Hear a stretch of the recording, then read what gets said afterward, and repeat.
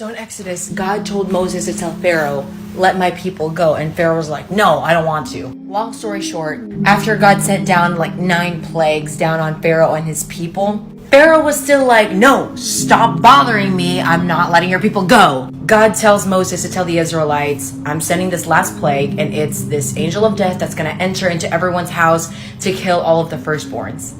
And then Moses tells all the Israelites. And then now they're panicking and they're like, oh my gosh, wait, we don't want our firstborns to die. God tells them, if you follow these specific instructions I'm about to give, the angel of death will pass over your houses. And when I tell you I was not ready for this, okay, let me show you.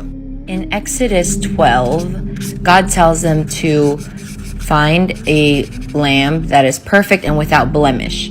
6 days before the Passover, which is 1, 2, 3, 4, 5, 6, right here, the sheep's feet and ankles are anointed with anointing oil.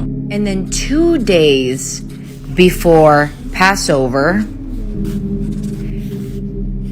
the lamb's head is anointed with oil.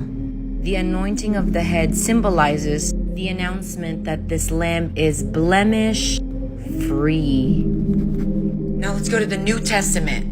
In John 12, it says, 6 days before the Passover, Jesus came to Bethany where Lazarus lived. Then Mary took about a pint of pure nard, expensive perfume, and poured it on Jesus' feet and wiped his feet with his hair. Jesus' feet anointed 6 days before Passover. Remember?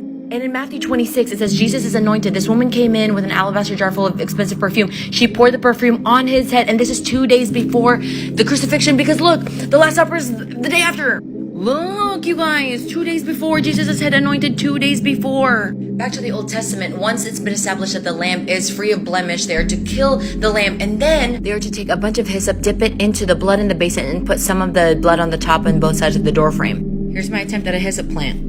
Dip it in the blood of the lamb, and then they are to smear it on the door frame, and then the angel of death will pass over it and not kill the firstborn. Now, when Jesus was up on the cross, Jesus says, I am thirsty. A jar of wine vinegar was there, so they soaked a sponge in it, put the sponge on a stalk of a hyssop plant, and lifted it to Jesus' lips. So they had this hyssop branch, bro. And that hyssop plant touched the blood of the lamb.